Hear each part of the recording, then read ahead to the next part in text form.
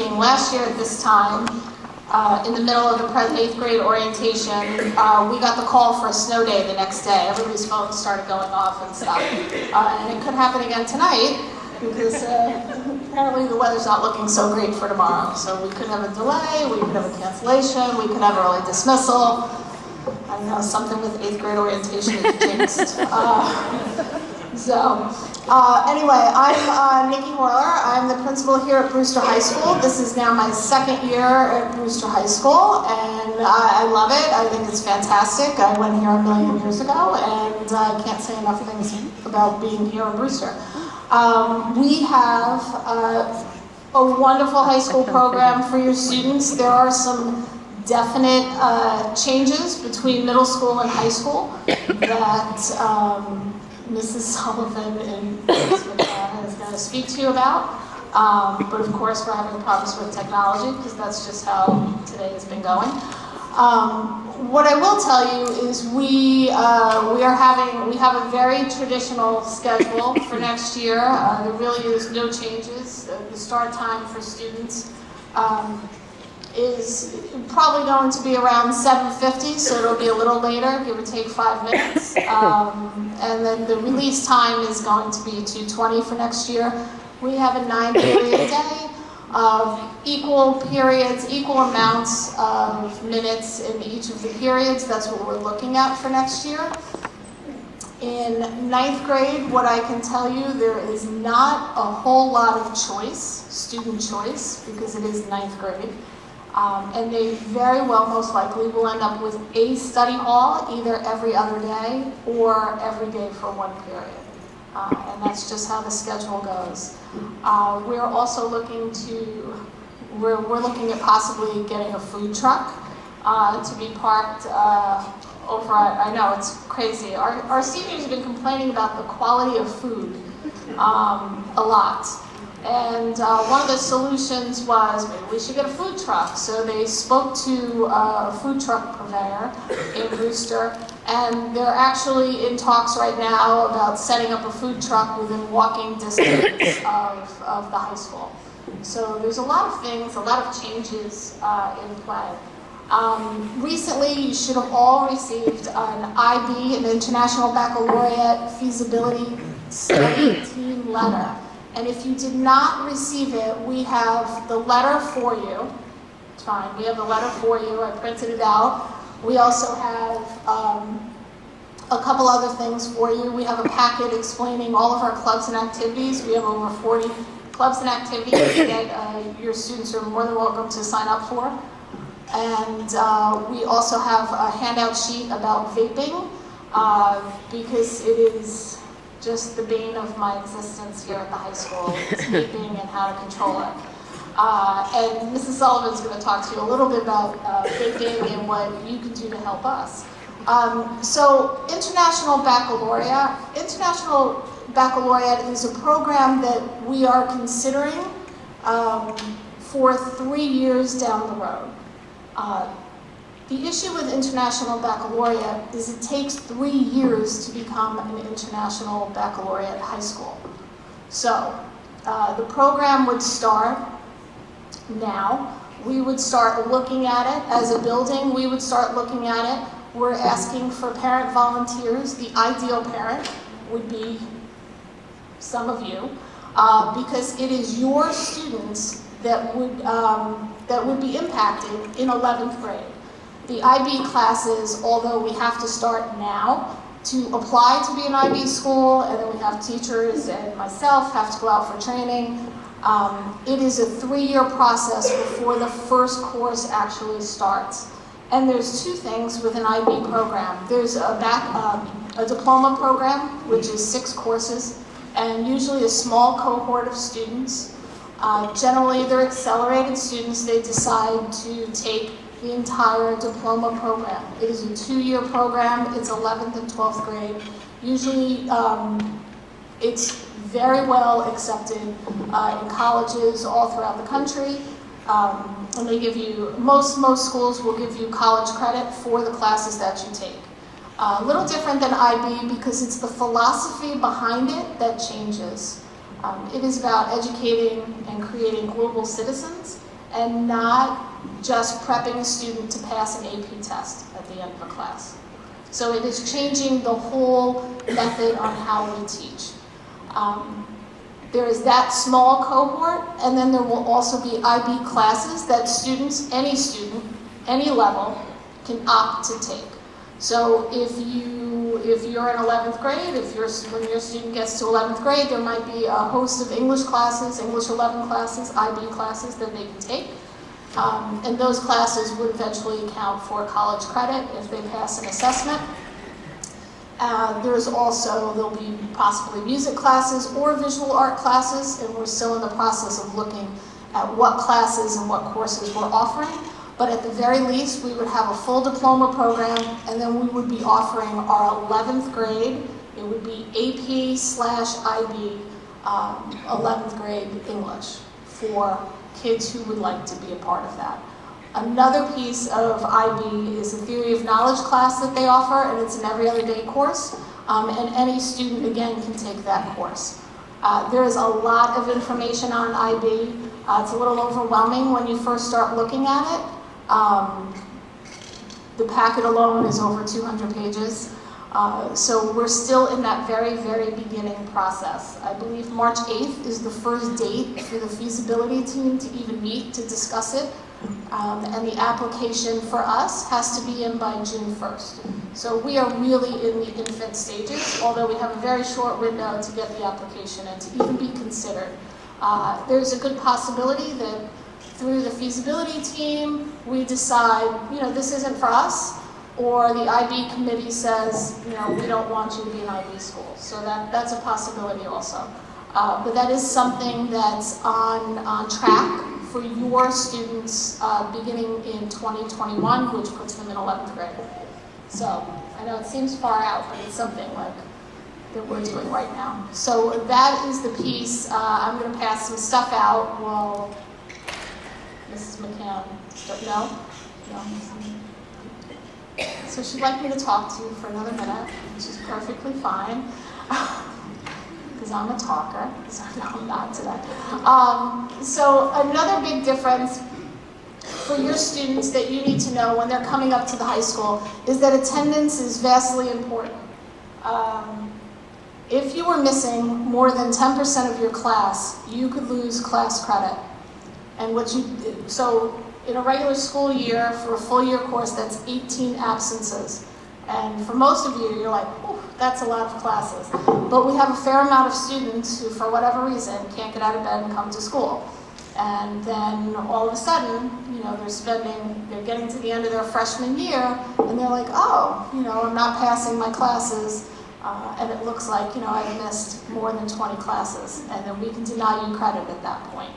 So it is extremely, extremely important for your students, for your kids to be here every single day and put in any effort they need to get the help that they can get if they're struggling with any of their classes. We have a guidance department that's open to them at all times.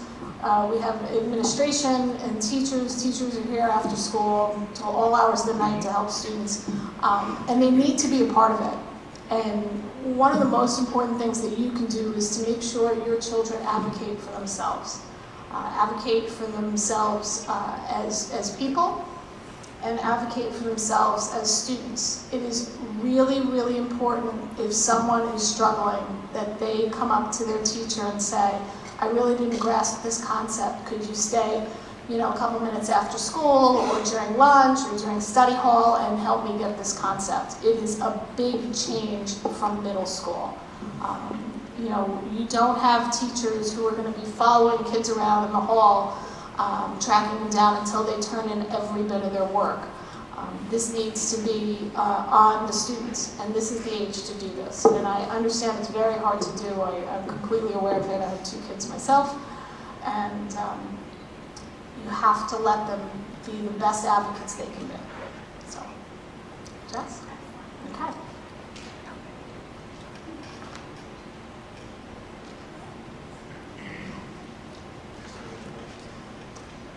Hi, I'm Dr. Murray. I'm one of 6 counselors at the high school.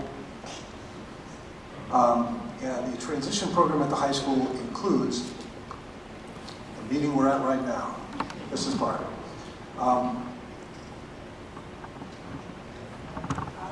What happened? What's this? So, Okay. on Monday, March 5th, myself, Mr. Berardo, and roughly 10 to 15 of our current high school students, mostly students who will be here next year, and we do have a few seniors, we will visit Wells for a symposium. And what will occur is Mr. Berardo and I will be there to speak a little bit, but we mainly want our current Brewster High School students to be panelists and your 8th grade students to be able to ask questions, and our panelists will answer the questions. And our students that are traveling to Wells represent the complete dynamic of the students at Brewster High School. Students will be there from theater, from other performing arts, activities, from scholastic athletics, different courses of study, different civic-minded actions that they've taken, and student leaders, and students also who have faced adversities and challenges and how they've overcome them throughout their high school experience. So your student will be able to actually ask questions and learn, maybe ask questions they wouldn't be inclined so much to ask adults, but they'll be able to ask the students. So that's part of the transition program, and that's occurring Monday, March 5th in the afternoon. I'm Dr. Murray. I'm one of 6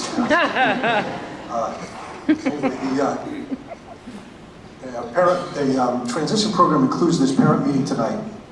Last Friday, we visited the Wells Middle School, and there was an electives presentation given, and the electives were selected at that time. I think your kids came home with elective sheets, perhaps? No? They didn't sign off on those? Later on, May, that'll happen. In May, all the course selections, electives plus the classes that the teachers at Wells have recommended for your sons and daughters will be mailed home. At that time, if you notice errors, you have questions, or you would like to request a reconsideration of a recommendation, you should direct all of that to the folks at the middle school. Those are the people who would have the information for you about why courses were recommended in the way that they were, and they can make the changes that would then be passed along to us, and we can make sure that the freshman schedule is a correct one. Mike Hennessy is the counselor up there. I guess you're all familiar with him. He's a good contact person up there. In June, we'll have, we're not showing that slide at all. It's gone. Okay. In June, there will be an orientation here at the high school. We used to do it in August, but we do it in June now. The students will come up here. There'll be a tour. They'll be given lockers. They'll have an opportunity to meet some staff, counselors, of course, and I think that's about it. Okay, Mr. McCann will present, I think.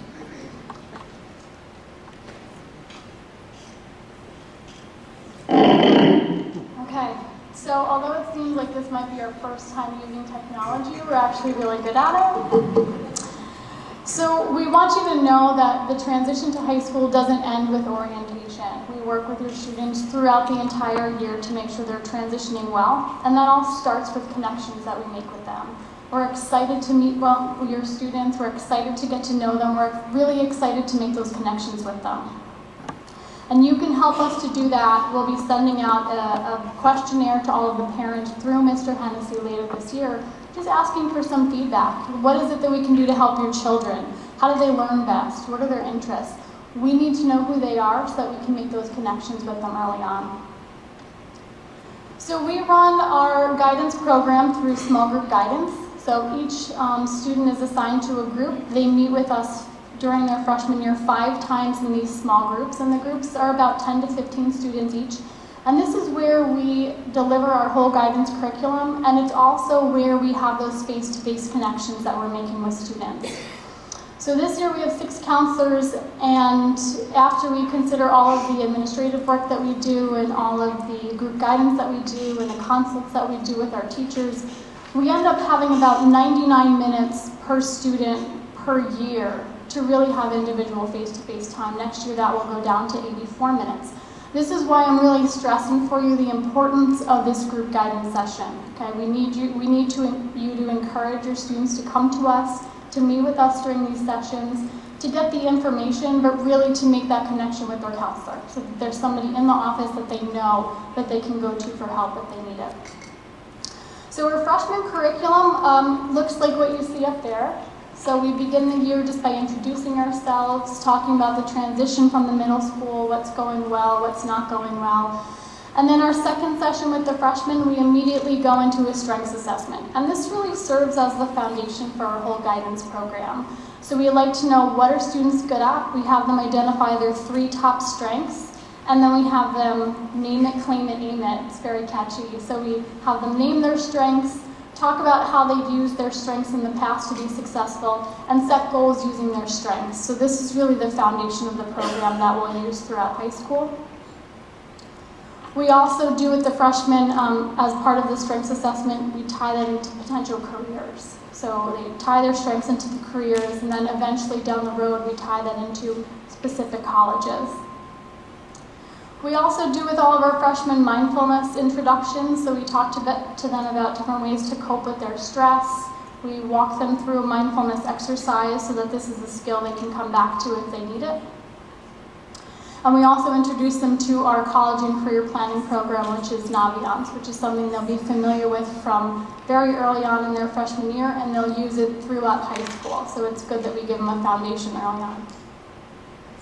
Throughout the year, we'll be meeting with freshmen for some of those individual meetings. We call them freshman meetings, and that's just a chance for us to sit down with them for about 40 minutes, talk about how their transition is going, talk about any concerns they have, make sure they're getting involved with someone, that they're making connections with teachers, and then also talk about their plans for the future. And then that sort of evolves into, well, if you want to be a doctor, here are some courses you should be taking in the high school. These are some things you should be thinking about to get yourself well prepared for college. And those are some really nice individual meetings we can have with the students. And then around this time next year, we'll be meeting with your students again in a group to talk about their course selection for their sophomore year. So again, I really just want to stress for you that we're able to make the connections through group guidance. So we'll send the invitations out to you so that you know when your son or daughter is scheduled for the guidance sessions. On our guidance website, we have all of our sessions listed for the entire year, so you can anticipate with your son or daughter when they'll be in our offices. And also just ask them questions about what they're doing in there. We're really proud of our guidance program and are excited to share it with you and your students, and really welcome any questions you might have about it.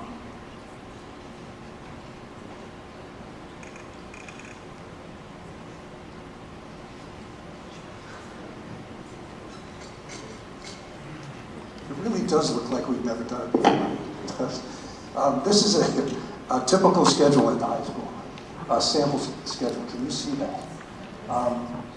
We have a 4-day schedule at the high school, 1, 2, 3, 4. I think you have that at Wells as well. So most days 1 and 3 are exactly the same, and 2 and 4. If you look on the left-hand side here, on days 1 and 3, freshmen will have gym. But on the alternate days, if you can see that, they'll have an elective or one of the study halls that the principal mentioned. So there's a little space for electives, but as was said earlier, it's pretty predicted, determined. You have to take English, social studies, math, science. Language is also critically important as you go through high school. And I'm not sure what else. I think that's really about all there is. We do give them lunch. Do you have any questions about what you're looking at here? Any questions about the schedule? Yes? Currently in the 8th grade right now, the students 1 day a week, instead of having their, it rotates, but a core class teacher is now teaching a program instead of the core class that they're trained to teach, I guess. Is that going to continue in 9th grade, you know?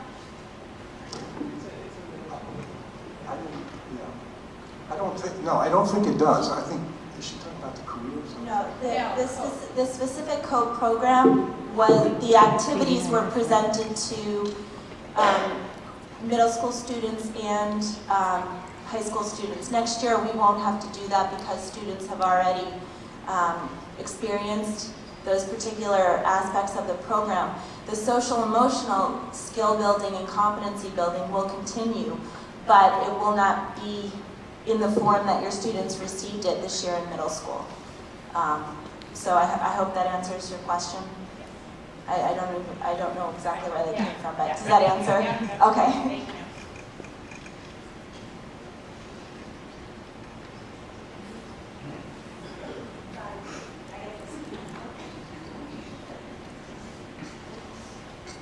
So I just wanted to go over some of the daily expectations of a high school student. And as Mrs. Horler said, the difference is we do expect students to take the initiative more and assert themselves and advocate for themselves more. So it's so important for the students to practice this. Also, managing time. Time management is one of the biggest struggles I think that students tend to have as they enter high school. More choices, more activities. Our teachers, our guidance department, there are many adults in the building that are more than willing to help with this. Our Brewster Cares initiative, this is our PBIS initiative, our positive. This is really the culture. You know, we strive to make sure that the culture is positive, and we do throughout the year many activities where this positivity is immersed throughout the school culture. We do expect them to be there, to attend classes and think critically. As Mrs. Horler said, you know, there are credits that depend on their time in class, and they're showing up and they're completing the classes. So it is extremely important that they do this.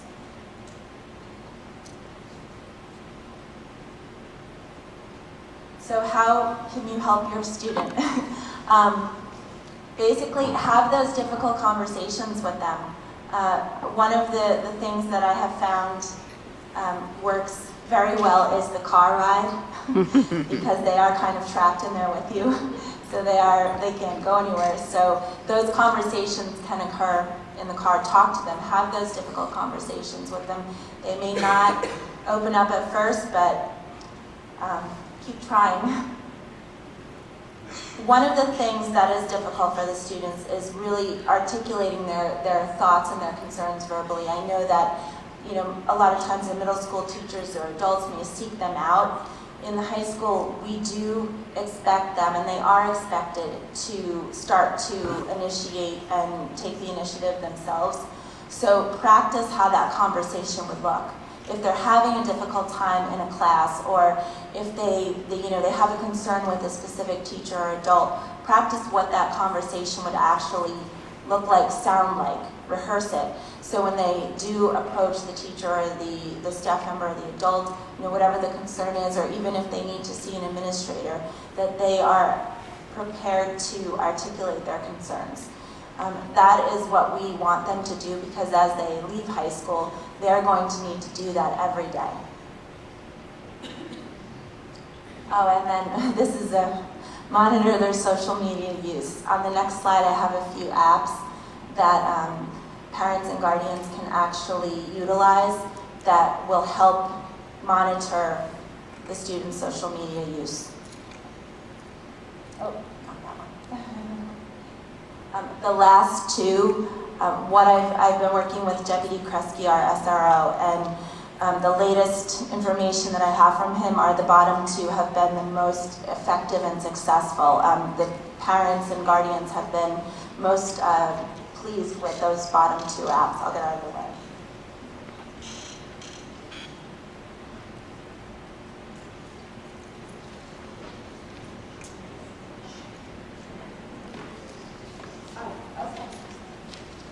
And we will post this to the website, so you will be able to access them as well from there.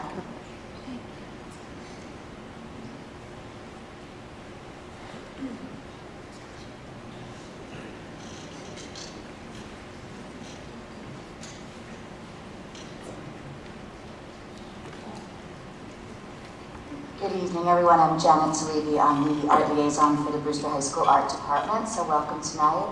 I just want to tell you a little bit mostly about our 9th grade courses, and then just illustrate a little bit about the courses that they flow into. We have a wonderfully dedicated and creative art department. I love working with them. We have something for every child here. Our first flow sequence is studio and art. That would be for the student that likes the traditional art medium, perhaps took creative arts at Wells, or just really enjoys working with traditional media like pastels and painting, drawing, all those fine art skills. And as you'll see, there's a logical sequence and flow that goes along with each of these courses, but one of the great things about our wonderfully intimate department and really trying to find the whole child is that we can allow the students to start out in a fine arts program, end up in a media program, go back into fine arts, and then go back into something digital. So there's really a lot of flexibility to gain the 21st century skills that the art really provides them valuable experiences in. So you'll see in studio and art, we have things like drawing and painting, advanced art workshops, ceramics and sculpture, printmaking. 11th and 12th grade, they get to take traditional darkroom photography. This is something we have held on to, so that's a really wonderful class, and they get really excited when they're upperclassmen to take that. Next is design and drawing for production. That would be for your student that's more analytical, enjoys creating things with a more design sense or an engineering sense, using T-squares and triangles, and creating systems on AutoCAD for things like architecture. They've designed golf courses. It's a wonderful course for the analytical child and for someone that might want to go on to architecture or engineering later. So it's a great tie-in, really puts the A, not just STEM. We like to encourage STEAM here because the whole child needs the art and the aesthetic to bring all those other 21st century skills together and make them valuable in the next workplace. Media arts is our third option, and that would be for the child that really enjoys designing on a computer, still requires the basic aesthetics of drawing skills, composition, all those things that we would teach to create a well-rounded artist, but it's done in the media sense, and it's very often linked to some real-life applications, designing ads, logos, creating computer animations, videos, and things like that. And you'll see that there are a few other computer graphics 2, we have a digital photography elective, a mixed media elective, and a wonderful video production class towards the end of their sequence, which is also a skill that I totally recommend. All students should be able to create really wonderfully rich digital presentations that are very customizable to their learning style. So, does anyone have any questions? Yes? Is art an everyday requirement? The first 3, studio and art, design and drawing for production, and media arts are the Regents mandated courses that your child needs to take 1 credit of every day for their first year.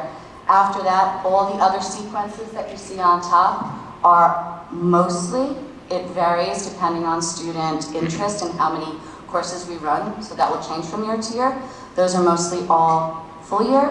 And then we have our digital photography, our mixed media, and our cultures and clay classes, which are our electives that are set up for students that might not be involved in following an art sequence, but they want to add art into their world, maybe on that day, opposite from when they have phys ed. I'm sorry, this is for 9th grade. They'll take each one of those things for a certain portion of the year. Nope, 1 for the full year. 1 for the full year. So it's either art for the entire year. Mrs. Taylor will be telling you about music later. Those they need to graduate, and they should strongly advocate to get those if they plan on having an art sequence, because if they wait for 10th or 11th grade to get that basic, they're going to be in classes with freshmen, and they'll never really have the opportunity to get into the upper level electives like AP Art or perhaps eventually an IB class. Okay. Thank you very much.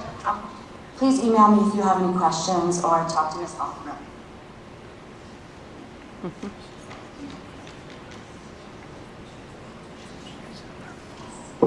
Hi, my name is Tracy Vilverdi, and I'm the liaison of the English department. If you have any questions, you're welcome to email me as long as you can spell my name or at least find my name, if you can remember my name. There aren't a lot of options for 9th graders in terms of their English classes. The two main choices are the Regents program and the Honors program. Students are chosen for their honors program or they're recommended for the honors program by their 8th grade English teachers. What I like about our program is that regardless of the class they take as a 9th grader, they're not stuck there. So just because a student is in Regents level English as a 9th grader, that does not mean that they cannot take an honors level class as a sophomore or a junior. Many of our Regents students go on to take the DCC, which is our college level English class, as seniors. And I'm sure the same will be true for the IB program if that does take off, that students will not be limited to only our honors students. We do have more electives as the students progress through high school, so you can see that there's a variety of electives for 10th graders, more for 11th, and more for 12th graders. Again, it's pretty simple and straightforward for our 9th grade students, but if you do have questions, please feel free to email me. Thank you.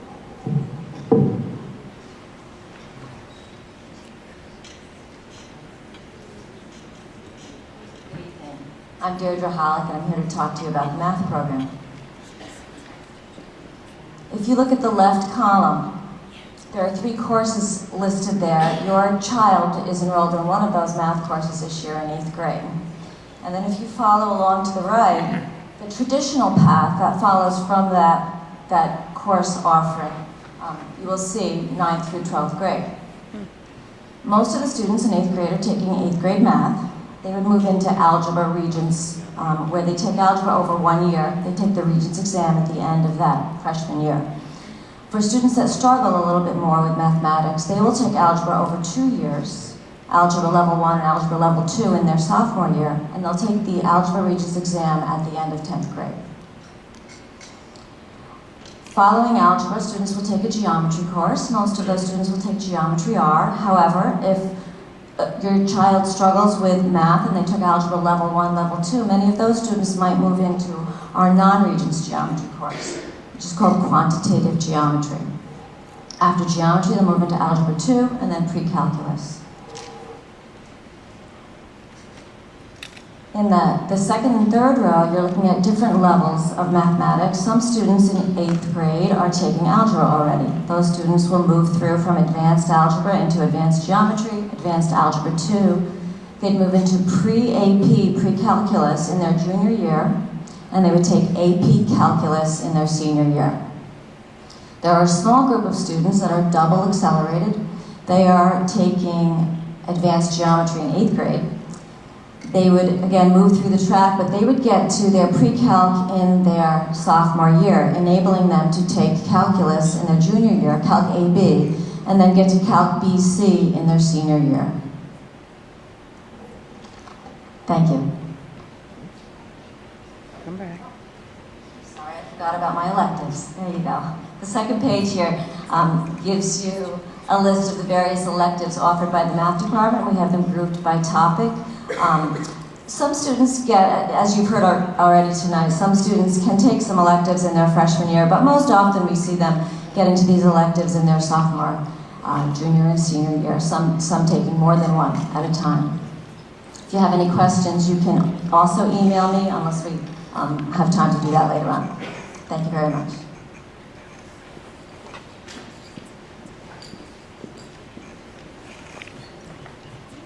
Good evening, I'm Patty Taylor. I'm the Performing Arts Coordinator for the district, and I also teach the chorus ensembles here at the high school. And obviously, we hope that if your children have been invested in performing in music in the middle school, that they'll certainly continue doing that at the high school. And we certainly have plenty of opportunities for them to do that, both in the instrumental and in the chorus. Your children coming in ninth grade, we have 3 different bands, we have 3 different choirs and 2 different orchestras, so lots of opportunities as they go through. Most of our band students would be going into concert band their 9th grade year. If they're an orchestra student, they'd be going into symphonic streams. And if they're singers or never sung before but want to give it a try, they would be going into concert choir. And obviously these are our 3 performing ensemble classes. And then if your child is interested in music and wants to do their art requirement in something that's a non-performance class, we have our Music in Our Lives courses. And that's done a lot like what's happening at Wells. We use this program called Mixcraft, and it's really a composition based, and the students are able to create and compose their own music as well as learn general music terms, etc. So there's a lot of things to do there, and I want to do say something about the advocacy piece of students.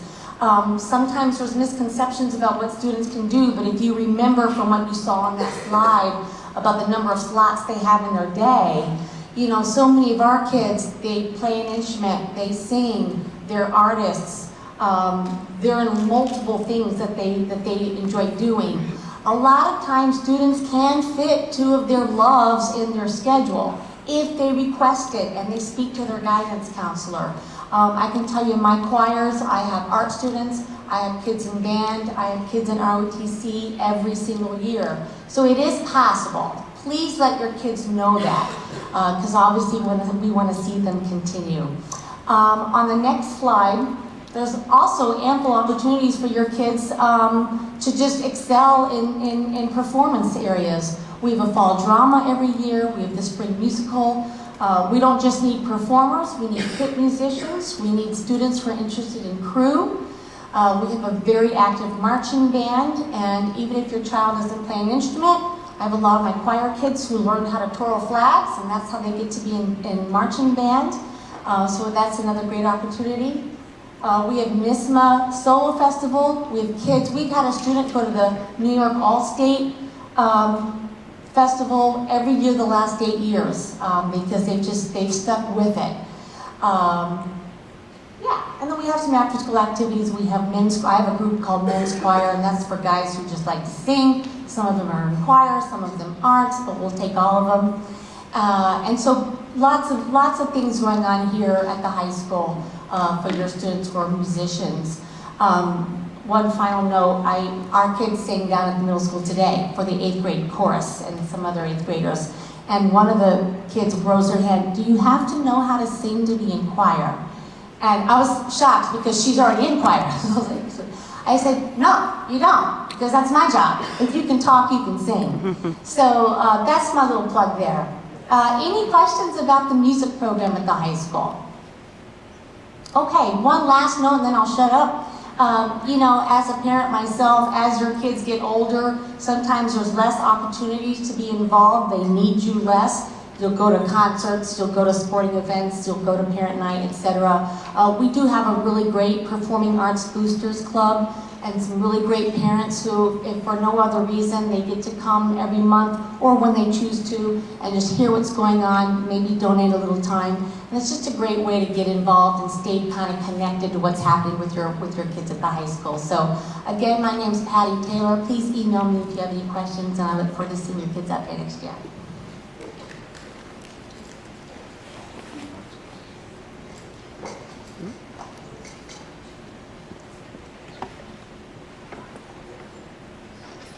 So we have a robust program for Navy Junior ROTC.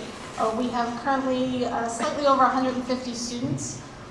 We are in the process, as of next week, hiring our second ROTC instructor.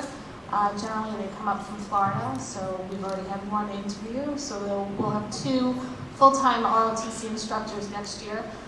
There's 4 levels of ROTC. They drill, they do orienteering. Earl, Commander, works diligently with these students. Every Thursday, they're in full dress uniform. We are very proud of their performance every November in their inspection. You know, we have the field officer come up and inspect the whole ROTC program, and they do exceptional every single year. Every year we have students from this program go into the military, and every year we have the majority of students not go into the military. So it is not a recruiting tool by any way, shape, or form. Although last year we did have somebody go to West Point, which was pretty exciting, and it was in the ROTC program.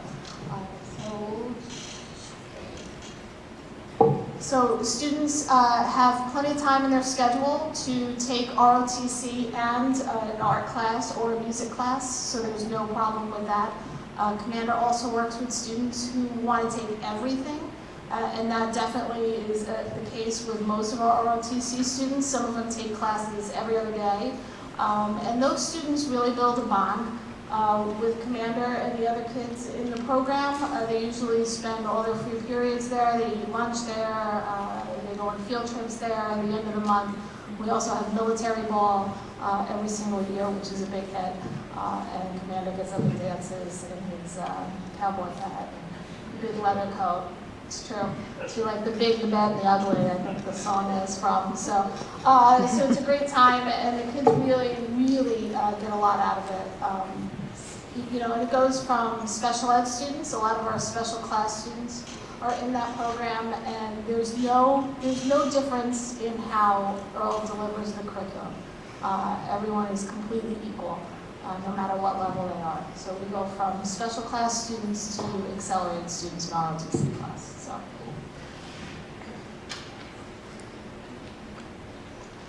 Good evening, I'm Antonio Franze. I teach Italian here at the high school, as well as being the liaison for the Modern Language Department. We're really excited in the Modern Language Department to welcome the 8th graders, next year's freshmen, because we're really, it's a beginning of a movement in creating global citizens, global community members in our district. And with that, you know, being a global citizen, you need to have some languages under your belt. So we're really encouraging the students to complete a full program from 9th grade to senior year. And we have some scenarios down in the middle school. Many of the students take Italian 1 or Spanish 1, which will progress into Italian 2 here at the high school, or Spanish 2. Now, through recommendation, they could be placed into the advanced courses. Again, that's the recommendation of the middle school teacher. You know, and obviously the natural progression into 10th grade is 3, junior is 11, junior year is level 4, and finally, to finish off their high school career in language, we have WCC Italian or SUPA, Syracuse Spanish. And what really that brings, it kind of finishes off their high school years with a little bow to make them highly proficient in the language in order to get that culture that's needed to go out into the world and be a global citizen. And that's what we're really proud of through our strategic coherence plan, through the upcoming IB, and through the passion in our high school. That's our main focus, to make people a part of the whole world, not just Brewster, New York, not just New York, not just the United States. Another scenario down in the middle school is, let's say if your child came in 8th grade or has only taken one year of a language down there, they're afforded the opportunity to complete a full program, starting with Spanish 1 as a 9th grader, and then ending up in Spanish 4. Other than that, we have many students that come from native Spanish-speaking homes. And what we have for them is our Spanish bilingual course. The intro would be in 7th and 8th grade, coming up to the freshman year and taking Heritage 1, or now also called Spanish Bilingual 1. Again, through recommendation, they can be placed in the advanced class. Another natural progression would be going to level 2 as a sophomore, but this is a little bit different.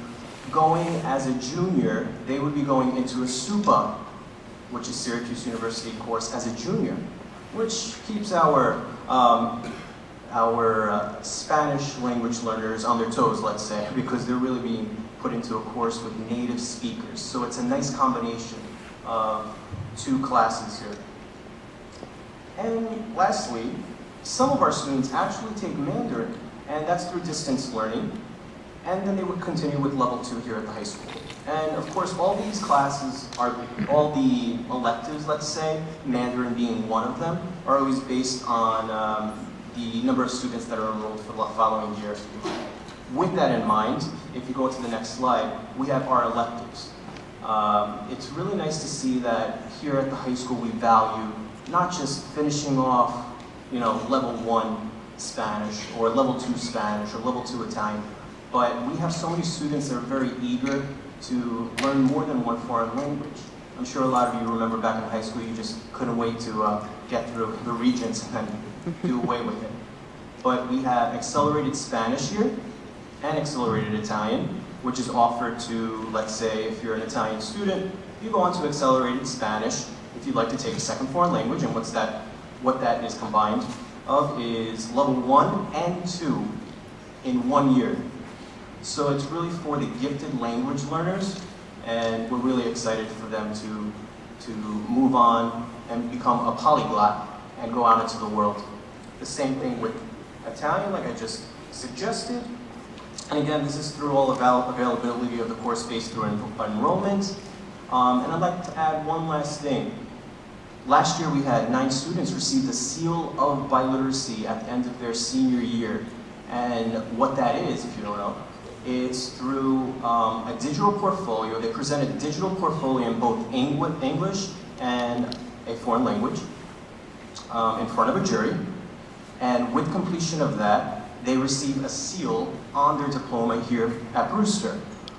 This is to great benefit.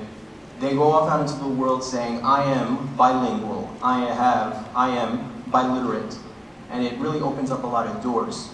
Colleges are very impressed. With the completion of a college level course here, the Seal of Biliteracy here, you really can waive some of your language courses in college. Well, who would want to do that? And it really sets you apart. It makes you become a part of a very elite group. And I use elite as a very positive thing. Sometimes it's a little bit negative, but really it brings you a part of a different social and cultural group. So we encourage them to really do that and be the best linguist they possibly can be. Should you have any questions, don't hesitate to email me at afranze@brewsterschools.org or talk to the middle school about recommendations if you have any questions about that. Thank you.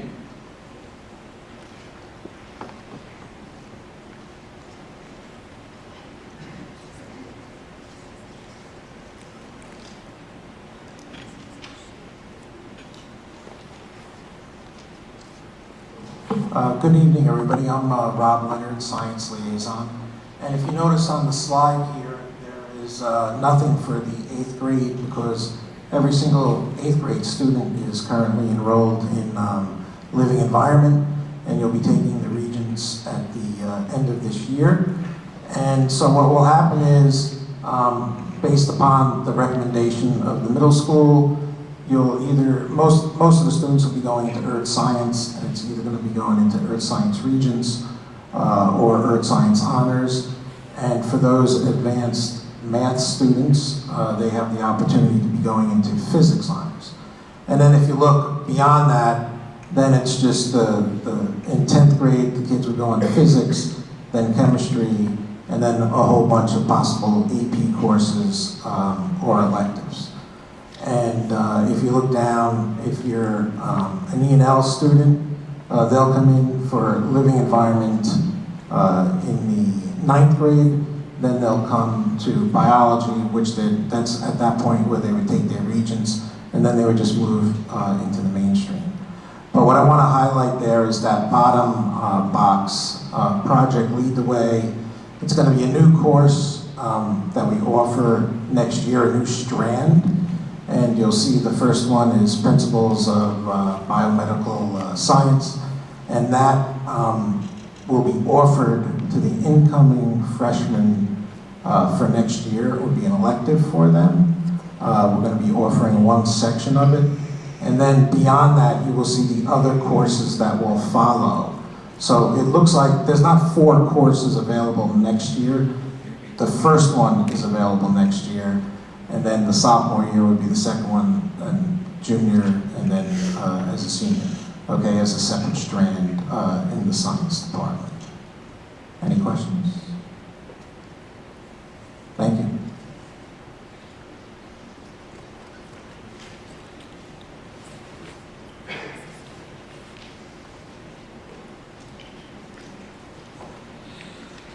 Good evening. I'm Anne-Marie McLeod, and I'm speaking here tonight on behalf of the Social Studies Department. I have to say it's an honor for me to be able to do that because the Social Studies teachers are a dynamic group of educators who strive to work together. So when your students come in next year and they're taking Global 1, they'll either be placed in at pre-AP World History or in Global 1. Those teachers in both courses will work together to provide assured experiences for your students, meaning they'll all be learning to write critically, to think like historians, and to embrace some really diverse sorts of primary sources. In other words, we'll be inviting them to think differently about the world that they live in. And the goal is going to be to promote civic responsibility. In other words, as citizens of the world, how do we live? What are some of the choices we make? As they move through the program, you can see it's really very direct. They have to take 4 years of social studies. They can take electives early on, but usually what happens is those electives are concentrated in the junior and senior year. So we have a well-developed AP program with the AP World History in sophomore year, and then AP US in the following year. But we also offer pretty challenging and dynamic things through Syracuse University. We have Syracuse University Public Affairs, and we'll have an economics honors course in 12th grade. The 12th grade program is going to be directed towards participation in government and economics, and the whole idea there is to help them prepare for life in the future as voting citizens. So there are active components to that. Most of the courses incorporate hands-on activities, and we'll be doing things with them, like asking them to think about how would they like to vote in the future, what kinds of citizens do they want to be. So we're pretty excited about having 8th graders coming in, and the teachers who are involved are really looking forward to meeting them. So thank you very much for coming tonight, and if we can be of any help, I think any of us in social studies would be really happy to talk to you. Thank you.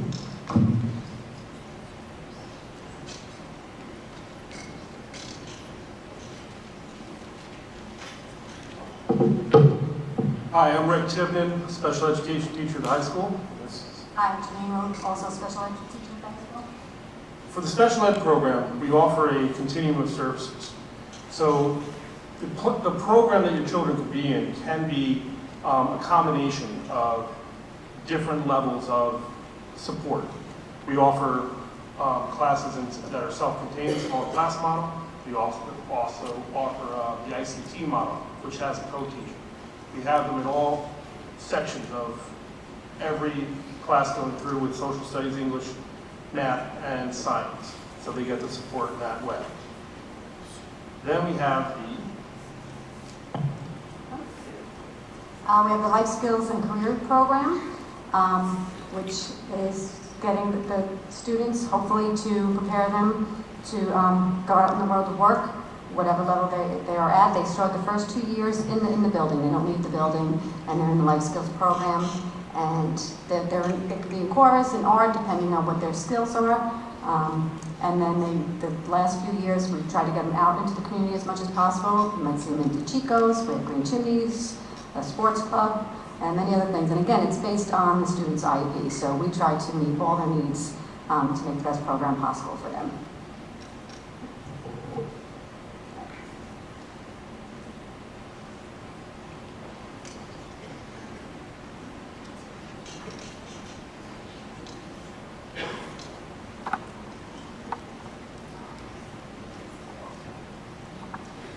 So I would like to just speak about one more topic that is an extremely pertinent issue, not only in the high school in our district, but in districts all over, and that's vaping, as Mrs. Horler had mentioned earlier.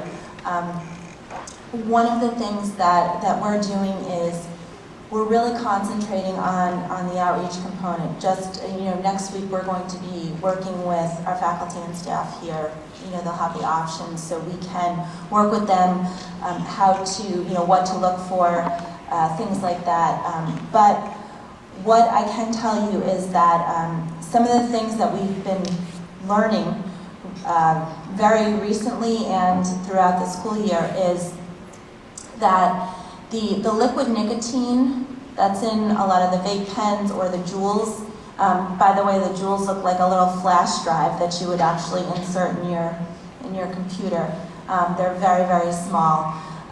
Also, the flavors that the students are actually using, things like grape Jolly Rancher and mango something I just saw recently. Mango cream, yes.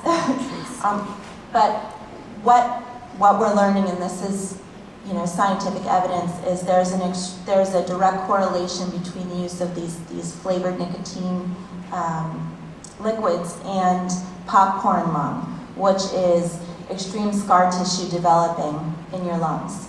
And the damage is irreversible, and it is very prevalent in younger teenagers.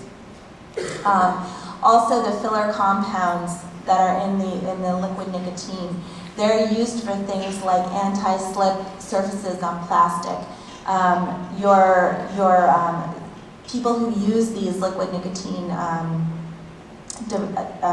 they smoke the liquid nicotine through the vape pens or the e-cigarettes.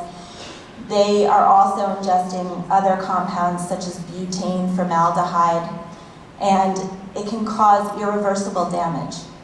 Also, a lot of the electronic nicotine delivery devices can be used for other drugs such as concentrated THC oil. And we are seeing concentrated liquids up to 90% concentration of THC. And they are also flavored. There's one called Girl Scout cookies, just to give you an example. This is prevalent, and also the Juuls, which are primarily used for the nicotine, they can be, and I'm going to use the term that I learned, jacked or altered to insert the THC concentrate as well. This is definitely something that's prevalent. And we're also working with other school districts, other administrators from other school districts. We're working with the law enforcement community. We've been working very closely with Dr. Corsaro, our medical, our doctor that's in our district. And we're continuing to take measures and implement measures to make sure that we keep our students safe and healthy. So I wanted to just present this. I did have pictures. There will be, wonderful. So this is a typical Juul with the pod. The pod is the liquid nicotine in it. And as you can see, it looks just like a flash drive that you would insert in your computer. These are things that you can look for. You know, if you do suspect, if you do see behaviors that are concerning you from your student. These are some of the liquid nicotine flavors. You see the strawberry watermelon, the mango cream. And this is marketed just for this age group of students. It's very desirable for them, and they're smokeless. The taste, the smell, everything is supposed to be more appealing. However, we are learning that they are just as harmful, if not more harmful, in other ways than smoking a cigarette. Like I said, these compounds are extremely dangerous. And just like I said, with the THC wax and oil, we have seen in our experience, in our training, we have seen things that occur such as a fever, 101, 100 point something, 101, 100 and 1.5 fever. Prevalent, increased pulse, increased blood pressure, significantly increased blood pressure. Using THC concentrate can cause things such as seizures, can cause things such as paranoia that is irreversible, psychosis. There is definitely major health risks and results directly associated with the use of this. So, like I said, this is something that is priority for us. We are taking a lot of measures to ensure that we keep our building safe and our students healthy. So I wanted to just mention this, and this is something that we are definitely working very closely with all of our team. If you do have any questions or concerns, and I apologize for not introducing myself from the very beginning, I'm Danielle Sullivan. I will be in AP here next year. Please email me if you do have any questions or concerns. It's dsullivan@Brewster Schools, and I'm happy to answer any questions and continue to work with you. I don't want this to come out in the wrong way, but my understanding is that it's actually pretty prevalent in the bathrooms during the day. It is. So far as to say that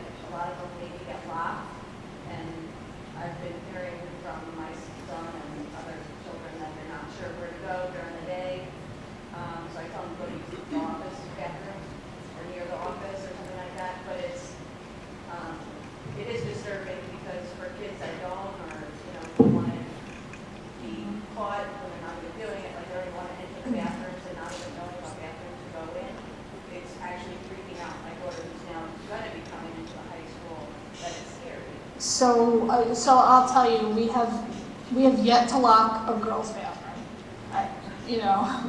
Which. Until we have it. So I can say that, rest assured, we've not. This year we locked random bathrooms for 3 days, just recently. All the bathrooms have been open for the last 2 weeks consistently, but we did lock bathrooms for 3 days, lock 3, open 1, and then change the floor in an effort to outsmart, students who are vaping. We pull up the cameras, we look for them. As you can see, those jewels are, they're almost impossible to detect. We have kids, we've received reports that kids are doing it in the hall, kids are doing it, in a class if the teacher turns their back. So we've gone into classrooms when we get any notice like that, and we pull kids out, and we search them, and we do everything we can to prevent it. But it's one of those things that my daughter told me this weekend that you can order it in the mail as like a monthly package. They'll send it to you, all your favorite flavors for a fee. And I'm like, that'd be good. So it's just so prevalent, and we're trying every which way possible to kind of keep it contained. But it's not like an old school cigarette where you can smell it a mile away. You really can't smell it. We had our SRO. We have an SRO here every day, Officer Kresge, and he was out on Friday, so we have a sub come in every time we have our SRO out, and the sub happens to be a canine officer. So we had Lex, the dog, in, and we were all over with the dog. And immediately, when the dog entered the building, you could see everyone texting. Everyone got off their phone. We're in the locker rooms and we're in the bathroom, and we toss ceiling tiles and stuff, and it's just amazing how many ways they can outsmart us. But we're trying. So we're trying to be as upfront as possible with you about this. It's not a problem that's unique to here. So please don't leave here thinking, oh no, it's just Brewster. It is not. It is every single high school, every single middle school. I'm sure you can see, vape stores, every 5 feet all over the place. It's really ridiculous. So that is our plea to you. Help us. We'll be very upfront with you. I placed some packets in the back on the shelf. It has a sheet about vaping. It has the clubs and activities that we have, when we offer them, who runs them, and what they're about. And then it has the IB feasibility letter, so please make sure before you leave you grab one of those packets. Question? What is the consequence when they are caught? It depends on what we find. An e-cigarette could be if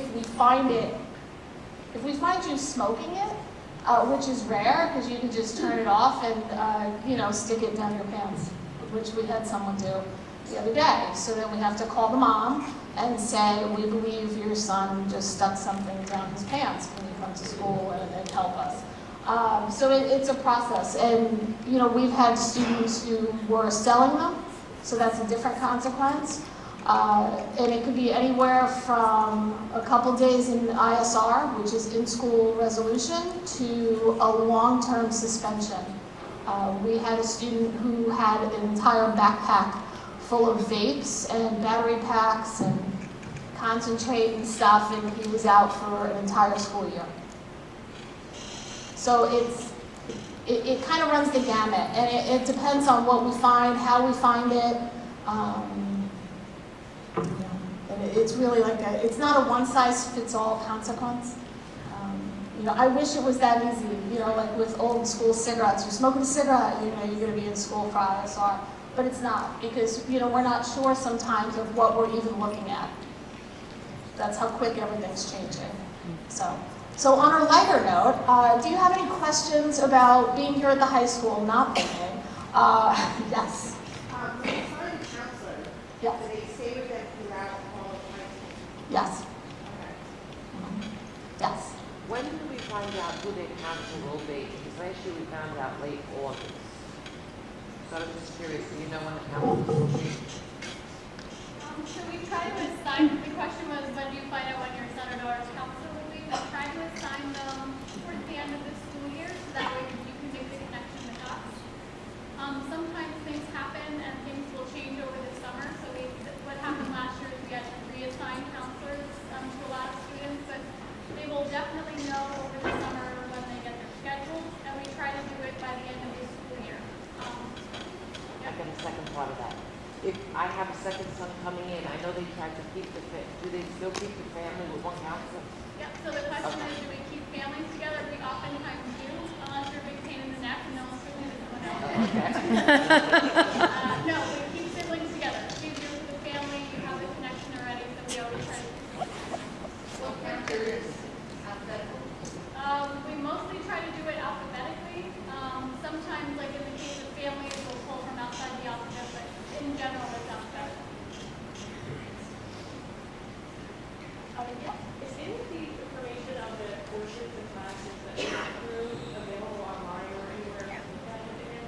Yeah, we were updating this as quickly as probably like an hour and a half ago. And then I'll send it to the tech people. They'll post it online. Generally, it goes up on the guidance page. What you can also find on the guidance website is the pathways to graduation. So, there's quite a few different pathways that the state keeps throwing at us. I'm sure most of you know, you come in, you pass your regencies, and you leave, you take 22 credits, and you leave your senior year, and you graduate, and all is great.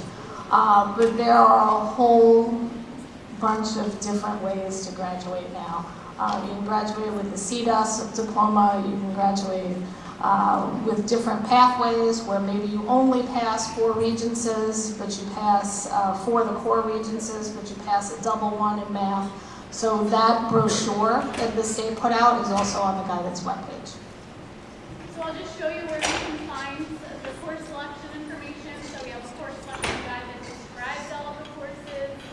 We have the presentation we just gave to the 8th graders is up on our website, as well as this presentation that we're giving tonight. You can find it all under the resources section.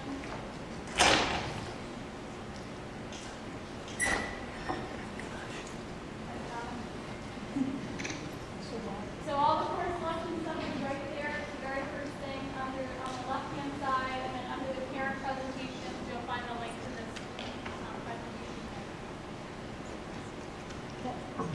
And yes? Did we find out information regarding what courses they're in prior to receiving their schedule in the summer? Like, will we know by the end of the year what courses they're in? Yes, so the question is, when will you find out what courses they've been recommended for? So we met with them last week to have them select their electives, and then we are going to get recommendation from the 8th grade teachers up through really March 16th. After that, we're going to know exactly how many courses we're offering and how many sections of each course. What we'll do then is print up a list for every student, including the 8th graders, that we're going to mail home and say, these are the courses your child has been recommended for and has requested. Are you okay with them? And then we'll give you about a week or so to get back to us. If you want to make changes at that time, you'll speak to Michael Hennessy, and then we'll create a final schedule from those courses. Yes? Now, what if they think that they want to go down one route, 9th grade, and they pick a certain elective that continues out through all the high school, and they realize in 10th or 11th it's not what they want to do? We actually don't allow people to change their mind. I mean, like the medical one, say they don't realize until 11th or 12th grade that's something they'd be interested in. Can they take the first level of that in 11th grade? So I know for our math elective, the Project Lead the Way course, you don't have to start it as a freshman. You're not stuck in it. You certainly don't have to continue the 4 years. And we've had some upperclassmen enter into that program. You obviously can't go through the full 4-year program if you start later, but certainly, I don't know if this is true with science, because that will be ready next year, but there is some flexibility. We know that kids change their mind and their interests change, and we try to accomplish that. And I would think with the Project Lead the Way, the biomedical, since next year will be the first time we've offered the course, and it's limited seating, that it really would be offered to your children first. And then that's it for that section. Because right now we're only planning to offer one section next year. In the year following, we might offer 3 sections. we don't know yet. We don't know how popular it will be until we run it. So. Any other questions? Yep.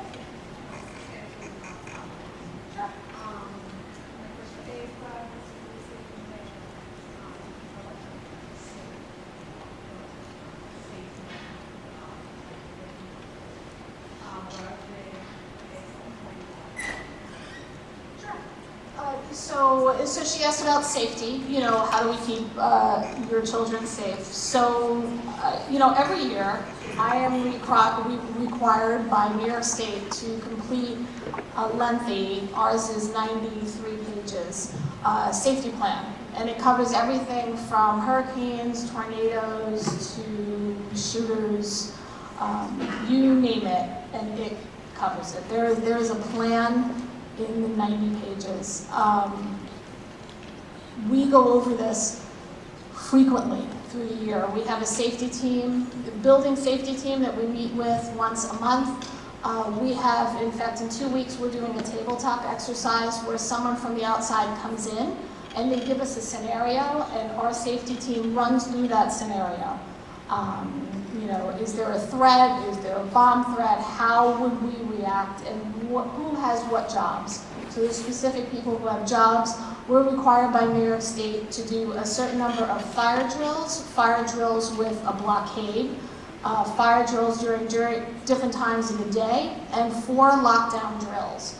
So we recently completed one probably 2 months ago where we had outside agencies come in. And, you know, it took a little longer than your normal drill. It took probably about an hour. But we had the state police here, we had dogs here, we had everybody in lockdown. You know, so we try and be as safe as possible. You know, we do 1 point of entrance for the students, so it's the front door. And hopefully, you know, there's a lot of things in our plan that we can't make public, because what they have found is in the rash of the last 20 years with the increase in school shootings, they found that people could Google it. Oh, what's the safety plan at such and such a high school? And then find out, I know it's insane, and then find out where their weak points are. You know, in the Parkland shooting, you know, he came in and he pulled a fire alarm. You know, that's not, I'll tell you, that's not something that we've practiced in a lockdown drill. Because our first response, and our kids' first response, would be to exit quickly, out and exit. Because that's what we teach them from kindergarten. Line up, exit. So that very well could be a scenario that we put into place in our spring drills, which will all take place before the beginning of May. You're welcome. Antonio? I told her you might want to mention at the Sure. Yes.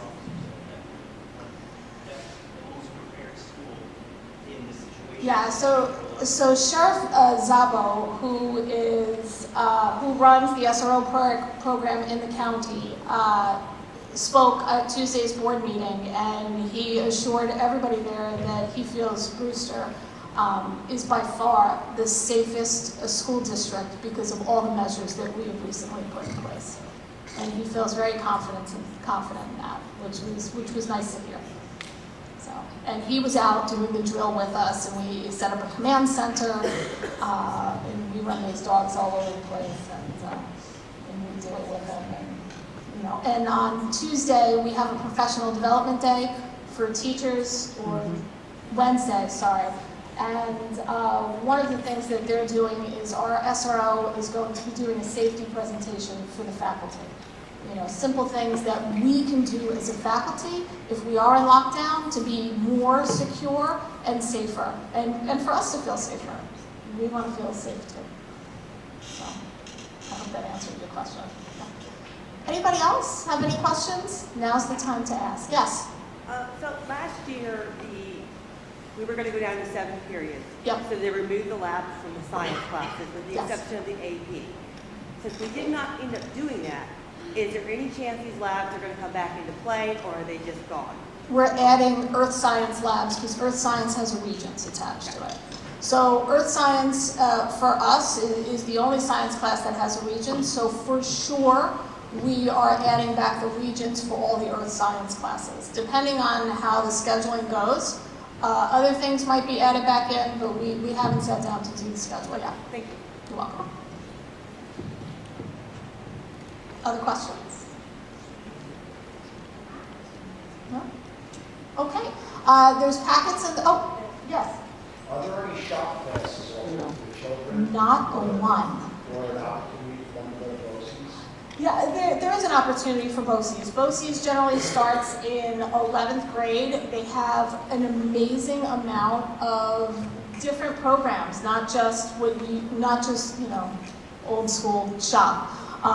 They have biomedical stuff, paramedic stuff, cooking. Tilly Foster offers a cooking program, which is phenomenal, and it's right up the street.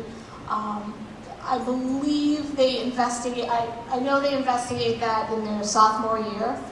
Towards the middle end of their sophomore year, they have the opportunity to visit BOCES and then examine all the programs. There's also a New Visions program for certain students, a select few students, but BOCES offers a wide range of stuff, and we intend to take every advantage of it. Yeah, they meet here. They meet here, and then we have 3 different sessions. BOCES has a morning, an afternoon, and a mid-session, and we bus them both ways. Other questions? All right, thank you, and have a great end of the year and a great summer, and we will see you. Food. Oh, packet. She's telling me Food, there's refreshments. There's food and snacks out in the lobby, and there's packets on the shelves in the back. So have a great rest of the year, and we'll see you in September. Thank you.